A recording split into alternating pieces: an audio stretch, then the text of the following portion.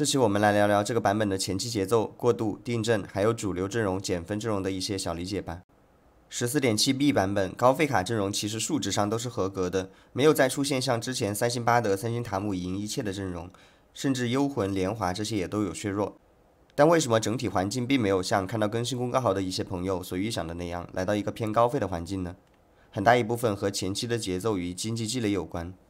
在天选版本，设计师为了避免经济溢出，导致玩家跳过在某一阶段的对抗，从而直接成型高费卡阵容，于是把连胜连败的经济奖励获取门槛提高，让3阶段掉血变多。来到这个赛季，天选机制没有了，高费玩家没有办法再像以前一样快速成型，而前期的经济容错压力一点没少，这就导致了很多高费阵容被赌狗摁死在了发育的路上。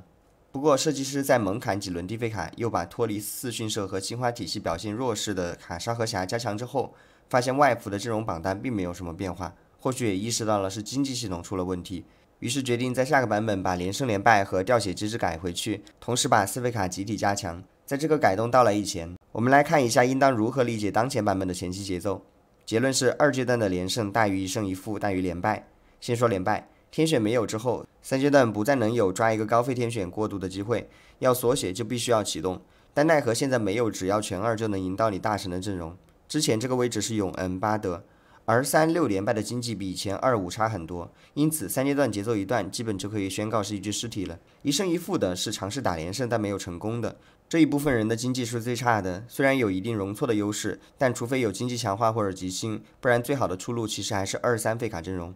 因为玩卡莎这种强卡又强不过同行，玩贵的 flex 阵容又没钱成型，连胜玩家的选择面就很广了。进可拿经济冲95，转极星走卡莎，退可加入赌狗大军。综上所述，这个版本的2阶段应该不顾一切的赢，先把装备做了，再根据做出来的装备走出来的胜负关系定阵容。你说仙女、纳尔、永恩、塞纳这些低费阵容从强度上有太大的区别吗？其实大差不差，在抽卡手气一样的情况下，看的其实是谁的容错保得好。你能做的最有技术含量的事情就是找一个独家的玩。下一趴说过渡，1阶段的留牌基本就决定了一半你这把游戏是死是活，你留的是那些又贵又难用的牌，那你的经济和容错就会差。那什么样的过渡既便宜又好用呢？我只推荐2套，剪纸和天降决斗，分别代表前后牌和战士，能消化几乎所有类型的装备。1阶段也只需要留2套，要留就留最强的，像塞纳、纳尔、圣、剑魔这些牌。如果你手里没有刚好合适他们的装备，比如莱塞纳，但手里是水滴和大棒，我的建议是一定不要留。这个赛季2费卡的打工强度普遍偏弱，留了也不一定能赢，但一定亏钱。当然，如果你装备合适，本来就打算赌这些卡，那还是可以要的。但要了连胜又断掉的话，就很难再转回高费了。早期过渡这一块，迅哥算是云顶高手里做的比较好的，有兴趣可以研究一下他的录播。接着说定阵。天选版本或者一些高费能 flex 的版本，你可以做一些通用装去摇摆，甚至可以在地牌过程中决定要玩什么阵容。但这种做法在这个版本并不适用，这是一个偏公式的版本，你需要尽可能早的决定自己要玩什么阵容，这些需要通过经济、装备、容错、节奏去综合判断。我列一些目前主流的阵容定阵前提供参考。卡莎2阶段连胜，3阶段吃3到6层极星。虽然国服环境里最强的阵容是老生常谈的卡莎，但是你奔着它玩肯定是不上分的。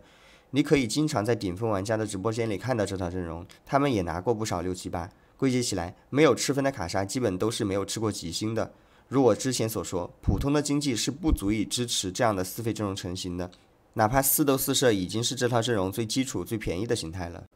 塞纳、千珏、纳尔等2费阵容，2阶段稳血或者连胜，3阶段要冒火。2费阵容的节奏大于质量，拼上线拼不过别人，那就让大家都不要把上线玩出来。常玩塞纳的朋友会发现，有的时候自己明明几乎全3，却1加也赢不了；有的时候一堆破烂却能一路连胜到决赛圈。其实区别就在于3阶段有没有打出来，在你还不需要太高质量就能赢别人的回合，让卡莎玩家多掉10点血，你少掉10点血。切换到他们的视角，那就是是不是要多吃一波经济启动，或者多划几波水上酒补出上限的区别。这直接决定了你到时候面对的是8级丝血版命的卡莎，还是2星乌迪尔、2星侠。要实现3阶段冒火的目标，这些2费阵容都有各自的小前提，比如塞纳是要你的前排很顶，并且最好有破甲重伤这样的功能装。千珏需要保证他自己的核心装蓝 buff 的情况下，同样的把前排做足。纳尔一般来说是需要一个森林转或者阳土护林，这样能够在3阶段开出4森林，或者能够打出强势。当然，如果你能做出双吸血加泰坦，并且早早的有全2的质量，能在没有4森林的情况下一样能打出压制，那也可以玩。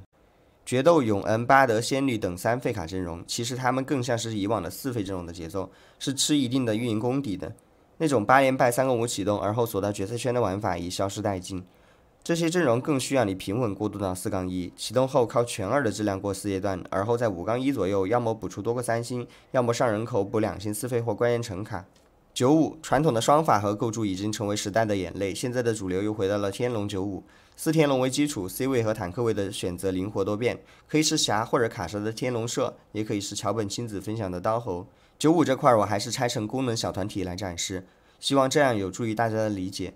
关于95，我想说的是，如果在非大连胜的情况下去拿经济强化，早于4-5上就启动，几乎所有的牌都卖空，妄图一步登天，这种95是没有实力的，哪怕抽卡很好，但只要没上10，也会在5阶段往后由于战力的缺失而不敌来到9级的卡莎。更健康的玩法是拿至少2个战力，把启动的节点控制在5-2左右，然后把前后排慢慢替换成95的形状，这种95才具有吃鸡的实力。最后提一些减分的玩法。非典拉克斯高法4青花2护卫，6级追3星拉克斯，7级追3星前排阿木木或者俄洛伊，3、4阶段要赢，注意时刻对位难打的对手，受限于装备数量，给拉克斯做功能装。午夜红溪骑手肉装再考虑玩，6人口的基础构筑，4擎天2夜幽2神域，6级追约里克大于圣大于风吕，7级追拉路恩，8级开4神域，拿到该强化后2、3阶段要正常上质量赢过去。莲花转职有羊刀或者厄弗留斯多或者经济一般时，考虑3-2 6人口搜5莲花厄弗留斯 C，4-1 7人口搜7莲花打节奏。法装多经济好时考虑运营至4-2上8用辛德拉 C， 法装多经济差时考虑6D 千珏数量上7追3星千珏 C。 色题来之前连锤10亚索，来之后连锤10色题。缥缈之刃或者副本 BOSS 有羊刀散剑，确认没有多加要胜的同行时必然选，开高擎天位多余人口补天将莫甘娜等即可。极落怒放装备烂就不要选，因为在3阶段至少要出2件神装打连胜，是一套 Nico Dancy 的阵容，羁绊辅助 C 位的装备都为他服务。出装顺序：大天使大于泰坦大于银血，后排电刀鬼书，6人口5山海2天将2擎天位，5个山海加石头人，7人口补俄洛伊开法师，8人口下俄洛伊开7山海，9人口补兵旅。清仓大促销，最好奇运能给到额外的经济用于搜牌。如果确定玩清仓84追3星4费，那么另外的强化更偏向拿经济类的。2个小细节：一、选它的时候备战席的牌越少，场面牌越便宜越好。2、野怪回合备战席要买满，这样法球才能变成钱。如果不上8追3星4费，那么把它看作彩色门票一样的地牌类经济强化就好。4-2启动大搜，然后30容错梭哈出一个3星锁血。最后是一些数据表现优秀的海克斯所绑定的玩法。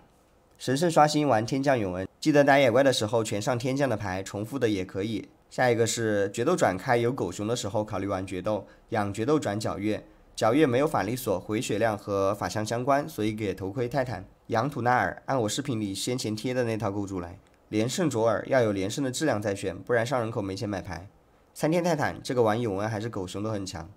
扫地为妙这个版本是玩2费卡的，推荐塞纳。2-1拿到扫地为妙后，存钱进2-7，在5人口一次性把2阶段的0块1块的刷新用完，然后在3-2的6人口把3阶段的0块1块刷新用完，在3-7的时候在6人口把2块的刷新用完，4-1出野后把4阶段的0块1块2块的刷新用完。到这儿你一共刷新了48下，该3星的也应该都3星了。下一个神盾使的决斗，正常站位2排就可以了。最后是来龙入手的风吕，这个很变态，开局给一张风吕和一张戴安娜，从来没有见过给5块钱的专属强化。这个版本拖了很久才出视频，是因为玩的真的很不舒服。期待周4更新之后环境不再乌烟瘴气。感谢观看，我们下期再见。